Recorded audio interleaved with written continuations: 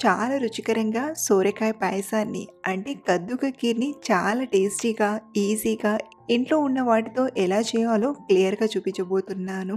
ఇలా సింపుల్‌గా చేసిన పాయసం రుచనేది మంచి క్రీమీ కన్సిస్టెన్సీతో చాలా టేస్టీగా ఉంటుంది. ఇందులో నేను ఎలాంటి కోవా, కండెన్స్డ్ మిల్క్ వాడకుండా అదే టేస్ట్ వచ్చేలా ప్రిపేర్ చేశాను. ఇంట్లో వాళ్ళు చాలా బాగా ఇష్టపడ్డారు. మీరు కూడా నా స్టైల్‌లో ఇలా సోరకాయ పాయసాన్ని ట్రై చేసి చూడండి. డెఫినెట్‌గా మీ ఇంట్లో వాళ్ళందరూ కూడా చాలా బాగా లైక్ చేస్తారు. ఇక్కడ నేను సోరకాయ పాయసానికి లేతగా ఉండే సోరకాయని తీసుకున్నాను. అలాగే ఇది గ్రామ్ వైస్ చెప్పాలంటే 650 గ్రామ్స్ వరకు ఉందండి. కాబట్టి చిన్న పీస్‌ని కట్ చేసి పక్కనుంచి ఈ పాయసం కోసం ఒక అర కేజీ వరకు సోరకాయని తీసుకున్నాను. సో, ఇలా తీసుకున్న సోరకాయని ముందుగా పీల్ ఆఫ్ చేసేసి గ్రేట్ చేసి తీసుకుందాం. ఇలా పీల్ ఆఫ్ చేశాక గ్రేటర్‌తో బాగా గ్రేట్ చేయండి. ఇక్కడ నేను కట్ చేయకుండా డైరెక్ట్‌గా సొరకాయని తీసుకొని అలాగే గ్రేట్ చేస్తున్నాను కదా! మీరు కావాలంటే కట్ చేసి లోపల ఉన్న గింజల్ని తీసేసి గ్రేట్ చేసైనా తీసుకోవచ్చు. మనకు సోరకాయలు మధ్యలో తెల్లగా గింజల్లో ఉంటాయి కదా! ఆ పార్ట్‌ని వదిలేసి పైన ఉండే గ్రీన్ పార్ట్ అంతా కూడా ఇలా గ్రేట్ చేసి తీసుకోండి. చూడండి ఇక్కడ నేను పైపైనంతా కూడా బాగా గ్రేట్ చేసి, ఇలా మధ్యలో తెల్లగా గింజల్లా ఉండే పార్ట్ అంతా కూడా సెపరేట్ చేస్తున్నాను. సో, ఇలా గ్రేట్ చేసింది ఒక ప్లేట్‌లోకి తీసుకోండి. ఈ గ్రేట్ చేసిన తురుము మనకు ఒక కప్పు పైనే వచ్చిందండి. సో, ఇలా మనం సోరకాయని తురిమాక ఇలాగే పక్కన పెట్టేస్తే నల్లబడిపోతుంది కాబట్టి వెంటనే ఫ్రై చేసుకుందాం. మరో పక్కన స్టవ్ ఆన్ చేసి ప్యాన్‌లోకి ఒక 2 టీ స్పూన్ల నెయ్యిని తీసుకోండి. నెయ్యి వేడయ్యాక మనం గ్రేట్ చేసిన సోరకాయ తురుమును తీసుకొని బాగా ఫ్రై చేయండి. ఇలా మధ్య మధ్యలో కలుపుతూ ఒక 2, 3 నిమిషాలు నేతిలో బాగా ఫ్రై చేయండి. సో, సోరకాయని ఇలా 2, 3 నిమిషాలు ఫ్రై చేశామంటే సోరకాయలో ఉన్న తనంతా కూడా ఇనికిపోయి ఇలా కొంచెం డ్రైగా అవుతుంది. ఇదే టైంలో ఇందులోకి ఒక అరకప్పు వరకు నీళ్ళను తీసుకొని సోరకాయను కొంచెం సాఫ్ట్‌గా ఉడికించుకుందాం. మీరు కావాలంటే నీళ్ళకు బదులుగా ఇంకొంచెం నెయ్యిని వేసైనా ఫ్రై చేయొచ్చండి. లేదా ఇలా వాటర్‌ని తీసుకొని మధ్య మధ్యలో కలుపుతూ సోరకాయని బాగా ఉడికించండి. ఈ సోరకాయ తురుము ఉడికి ఈ వాటర్ అంతా ఇనికిపోయేలోగా మనం పాలను తీసుకొని వేడి చేసుకుందాం. ఒక కడాయిలోకి 1 లీటర్ వరకు పాలను తీసుకోండి. ఇక్కడ నేను 2 అర లీటర్ పాల ప్యాకెట్లను తీసుకుంటున్నాను. మీరు కావాలంటే ఈ పాయసం కోసం గేదె పాలనైనా, ఆవు పాలనైనా లేదా క్రీమ్ పాలనైనా వాడొచ్చు. ఇక్కడ నేనైతే నార్మల్ పాలని తీసుకున్నానండి. సో, ఇలా తీసుకున్న పాలను స్టవ్ ఆన్ చేసి స్టవ్ పైన పెట్టి బాగా వేడి చేయండి. ఈ పాలను ఒక పక్కన వేడి చేస్తూనే, మరో పక్కన సోరకాయ తురుమును మధ్య మధ్యలో కలుపుతూ నీళ్ళన్నీ ఇనికిపోయి దగ్గర పడేంత వరకు ఉడికించండి. సోరకాయ తురుములో ఉన్న నీళ్ళన్నీ కూడా ఇనికిపోయి కొంచెం సాఫ్ట్‌గా అయ్యి ఇలా దగ్గర పడింది కదా! ఇప్పుడు ఇదే టైంలో స్టవ్ ఆఫ్ చేసేసి ఈ సోరకాయ తురుమును రెడీగా పక్కనుంచండి. మరో పక్కన పాలు కూడా వేడవ్వడం స్టార్ట్ అయ్యాయి. ఇలా పాలు మరగడం స్టార్ట్ అయ్యాక ఒక 2, 3 నిమిషాలు పాలను బాగా మరిగించండి.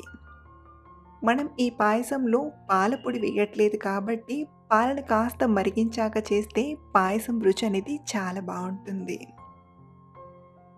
కాబట్టి ఇలా పాలను ఒక 3, 4 నిమిషాలు బాగా మరిగించాక ఇప్పుడు ఇందులోకి మనం ఫ్రై చేసిన సోరకాయ తురుమును తీసుకుందాం.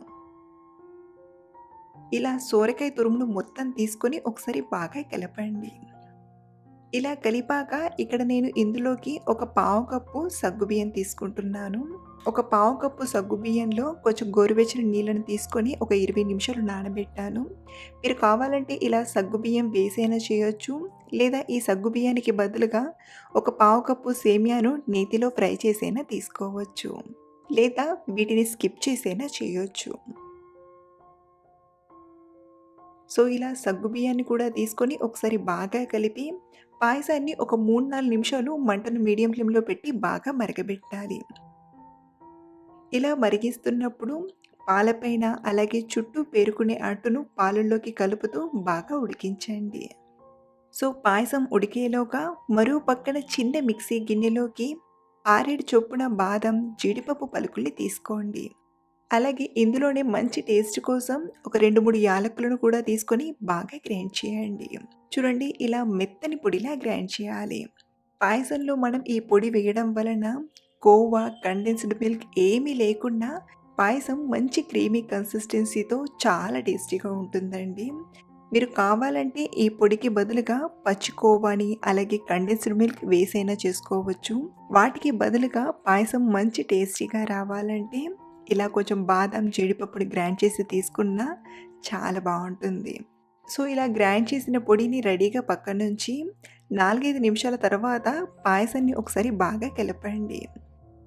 పాయసంలో వేసిన సగ్గుబియ్యం 70% వరకు ఉడికిందండి. ఇప్పుడు ఇందులోకి మనం గ్రైండ్ చేసిన కాజు, బాదం పొడిని తీసుకుందాం. ఇలా మనం ఈ పొడిని తీసుకున్న వెంటనే బాగా కలపండి. లేదంటే ముద్ర కట్టేస్తుంది. సో, ఇలా పాయసంలో చక్కగా కలిసేలా ఒకసారి బాగా కలిపాక ఇప్పుడు ఇందులోకి రుచికి సరిపడా చక్కెరను తీసుకుందాం. ఇక్కడ నేను అరకప్పుకి కొంచెం ఎక్కువ చక్కెరని తీసుకుంటున్నాను. మీరు స్వీట్ ఎక్కువగా తినేవారైతే 3/4 కప్పు వరకైనా తీసుకోవచ్చు. సో, నేను 3/4 కప్పులో 1 టేబుల్ స్పూన్ పంచదారను మిగిల్చి చక్కెరను తీసుకున్నాను. అలాగే ఇందులోనే సన్నగా తరిగిన కొన్ని డ్రై ఫ్రూట్స్‌ని కూడా తీసుకుంటున్నాను. ఈ కీర్‌లో డ్రై ఫ్రూట్స్ టేస్ట్ అనేది చాలా బావుంటుందండి. సో, మళ్ళీ ఒకసారి బాగా కలిపి మరొక 3, 4 నిమిషాలు మంటను మీడియం ఫ్లేమ్‌లో పెట్టి ఉడికించండి. అలాగే ఇందులోనే పాయసం మంచి కలర్‌ఫుల్‌గా ఉండడానికి ఇందులోనే నేను చిటికెడంతా గ్రీన్ ఫుడ్ కలర్‌ని తీసుకుంటున్నాను. ఫుడ్ కలర్ అనేది కంప్లీట్‌గా ఆప్షనల్ అండి. మీరు ఫుడ్ కలర్ తీసుకుంటే చాలా తక్కువగా తీసుకోండి. లేదా మనం ఇంట్లో వరకే చేస్తుంటే ఫుడ్ కలర్ వేయకుండా చేసుకోవడమే చాలా బెటర్ అండి. చూడండి అంతా కలిపాక మరీ ఫుడ్ కలర్ అనేది ఎక్కువగా కూడా వేయొద్దు. ఇలా కొంచెం లైట్ గ్రీన్ కలర్ వచ్చేలా తీసుకోండి. ఇలా ఉడికిస్తున్నప్పుడు అడుగు భాగంలో డ్రై ఫ్రూట్స్ పొడి అనేది అతుక్కుపోకుండా మధ్యలో కలుపుతూ పైన ఉన్న మీగడను కూడా పాయసంలోకి మిక్స్ చేస్తూ బాగా కలపండి. మనకు ఇందులో ఉన్న సగ్గుబియ్యం ఉడికి పాయసం కొంచెం చిక్కబడిందంటే పాయసం రెడీ అయిపోయినట్లే. చూడండి పాలనేవి ఇలా కొంచెం క్రీమీగా చిక్కగా ఉండాలి. అలాగే సగ్గుబియ్యం కూడా చక్కగా ఉడికాయి. ఈ టైంలో స్టవ్ ఆఫ్ చేసేసి పక్కకు తీసుకుందాం. ఇలా మనం ఇంట్లోనే సింపుల్‌గా చేసిన స్టార్ హోటల్‌కి మించిన రుచి అనేది ఉంటుంది. మీరోసారి ఈ స్టైల్‌లో ట్రై చేసి చూడండి. మీకే తెలుస్తుంది పాయసం రుచి ఎంత బావుందో. సోరకాయ హల్వా. ఈ విధంగా సోరకాయ హల్వా చేస్తే చాలా సాఫ్ట్‌గా నోట్లో వెన్నెలా కరిగిపోవడంతో పాటు రుచిలో అమోఘంగా ఉంటుంది. ప్రస్తుతం మార్కెట్‌లో సోరకాయలు కూడా విరివిగా దొరుకుతున్నాయి. కాబట్టి తప్పకుండా ఈ స్వీట్ హల్వాని ట్రై చేసి మంచిగా ఎంజాయ్ చేయండి. మరి టేస్టీ ఈ సాఫ్ట్ సోరకాయ హల్వా చేసి ఆ తయారీ ప్రాసెస్‌ని ఇప్పుడు చూసేద్దాం. మనం సోరకాయ హల్వా చేయడానికి సోరకాయను ముందుగానే ఇలా గ్రేటర్‌తో తురిమి తీసుకోవాలి. ఇక్కడ నేను సుమారు 1 కేజీ వరకు సోరకాయను బాగా తురిమి తీసుకున్నాను. కప్ వైస్ చెప్పాలంటే సుమారు ఒక 4 కప్పుల వరకు ఈ సోరకాయ తురుము అనేది ఉంటుంది. అలాగే మనం సోరకాయను తురిమేటప్పుడు మధ్యలో ఉండే వైట్ పార్ట్ అంటే గింజలు, గుజ్జు లాంటి ఇలాంటి పార్ట్ ఉంటుంది కదా, ఈ పార్ట్ని రిమూవ్ చేసేసి పైన ఉండే గ్రీన్ పార్ట్ని ఇలా తురిమి తీసుకోవాలి. దీని వలన సోరకాయ హల్వా అనేది చాలా పర్ఫెక్ట్గా ప్రిపేర్ చేసుకోవచ్చు. అలాగే టేస్ట్ అయినా టెక్చర్ అయినా చాలా బాగుంటుంది. ఇప్పుడు సోరకాయ హల్వా చేసే మిగతా ప్రాసెస్ని చూద్దాం. స్టవ్ ఆన్ చేసి ప్యాన్లోకి ఒక 2 టేబుల్ స్పూన్ల వరకు నెయ్యిని తీసుకొని నెయ్యి కరిగిపోయి వేడయ్యాక ఇప్పుడు ఇందులోకి 2 టేబుల్ స్పూన్ల వరకు జీడిపప్పు పలుకుల్ని వేసి ఫ్రై చేసుకుందాం. జీడిపప్పులు అనేవి ఇలా కాస్త కలర్ మారి 50% ఫ్రై అయ్యాక ఇందులోనే ఒక 2 టీ స్పూన్ల వరకు కిస్మిస్లను వేసి బాగా ఫ్రై చేయండి. ఇలా మంచి గోల్డెన్ కలర్లోకి వచ్చాక ఇప్పుడు వీటిని ఒక గిన్నెలోకి తీసుకొని రెడీగా పక్కన పెట్టండి. ఇప్పుడు ఇదే నెయ్యిలోకి మనం తురిపి పెట్టిన సోరకాయ తురుమును తీసుకొని ఫ్రై చేసుకుందాం. ఇలా కనీసం ఒక 4-5 నిమిషాలు హై ఫ్లేమ్లో ఫ్రై చేయండి. దీని వలన సోరకాయలో ఉండే వాటర్ అనేది తగ్గిపోతుంది. అలాగే సోరకాయ కూడా త్వరగా సాఫ్ట్ అవుతుంది.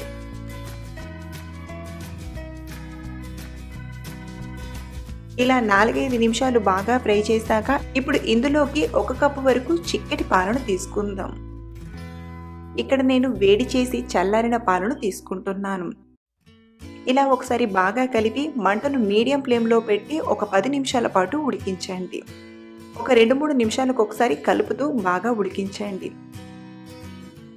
7-8 నిమిషాల తర్వాత ఇలా పాలల్లో సోరకాయ బాగా ఉడికి సాఫ్ట్గా అయ్యి ఇలా కొంచెం దగ్గర పడ్డాక ఇప్పుడు ఇందులోకి 250 గ్రామ్స్ వరకు పంచదారను తీసుకోండి. కప్ వైజ్ చెప్పాలంటే మనం తీసుకున్న 4 కప్పుల సొరకాయ తురుముకి 1 కప్పు వరకు పంచదారను తీసుకుంటే స్వీట్ అనేది కరెక్ట్గా సరిపోతుంది. అలాగే మనం పంచదార వేశాక పంచదార ఎలా అయితే కరిగిపోతుందో కన్సిస్టెన్సీ కూడా కొంచెం పలచబడుతుంది. కాబట్టి మంటను మీడియం ఫ్లేమ్లో పెట్టి కలుపుతూ దగ్గర పడేంత వరకు ఉడికించాలి. మధ్య మధ్యలో కలుపుతూ హల్వా అనేది దగ్గర పడేంత వరకు ఉడికించాలి. అలాగే ఇందులోనే నేను మంచి టేస్ట్ కోసం ఒక 3 టేబుల్ స్పూన్ల వరకు మిల్క్ పౌడర్ని తీసుకుంటున్నాను. ఇలా మిల్క్ పౌడర్ యాడ్ చేయడం వలన మనం చేసే ఈ సోరకాయ హల్వా టేస్ట్ అనేది నిజంగా చాలా అంటే చాలా బాగుంటుంది. మీరు కావాలంటే ఈ మిల్క్ పౌడర్ ప్లేస్లో పచ్చి కోవానైనా తీసుకోవచ్చు. ఇన్ కేస్ మీ దగ్గర పచ్చి కోవా అలాగే మిల్క్ పౌడర్ అవైలబుల్లో లేకపోతే మనం 1 కప్పు పాలను యాడ్ చేసాం కదా, ఆ ప్లేస్లో 2 కప్పుల పాలను తీసుకున్నా కానీ ఈ హల్వా టేస్ట్ అనేది చాలా బాగుంటుంది. మిల్క్ పౌడర్ అనేది ముద్దలు కట్టకుండా బాగా మిక్స్ చేయండి. ఇది ఇప్పుడు కొంచెం పలచగా అనిపిస్తుంది కదా, ఇది దగ్గర పడి హల్వా టెక్చర్ వచ్చేంత వరకు మధ్య మధ్యలో కలుపుతూ మీడియం ఫ్లేమ్లో ఉడికించండి. చూడండి, హల్వా అనేది ఈ కన్సిస్టెన్సీలోకి వచ్చాక ఇప్పుడు ఇందులోకి నేను ఇక్కడ చిటికెడంతా ఫుడ్ కలర్ని యాడ్ చేస్తున్నాను. ఇది కంప్లీట్గా ఆప్షనల్ అండి. మీకు ఫుడ్ కలర్ యాడ్ చేయడం ఇష్టం లేకపోతే స్కిప్ చేయొచ్చు. ఇందులోనే ఒక 2-3 టేబుల్ స్పూన్ల వరకు నెయ్యిని తీసుకుందాం. నెయ్యి ఫ్లేవర్తో టేస్ట్ అనేది చాలా బాగుంటుంది. ఫ్లేవర్ కోసం ఒక 1/2 టీ స్పూన్ యాలకుల పొడిని కూడా తీసుకుందాం. అలాగే మనం ఫ్రై చేసి పెట్టిన కాజు కిస్మిస్లను కూడా తీసుకొని మిక్స్ చేసుకుందాం. సో ఫ్రెండ్స్, ఈజీగా డెలిషియస్గా సోరకాయ హల్వా చేయాలంటే ఇలా తప్పకుండా ట్రై చేయండి. ఇంట్లో అందరికీ కూడా చాలా అంటే చాలా బాగా నచ్చుతుంది. మరిన్ని టేస్టీ రెసిపీస్ కోసం మన ఛానల్ని సబ్స్క్రైబ్ చేసుకొని పక్కనే ఉన్న బెల్ ఐకాన్ని యాక్టివేట్ చేయండి. Thank you for watching.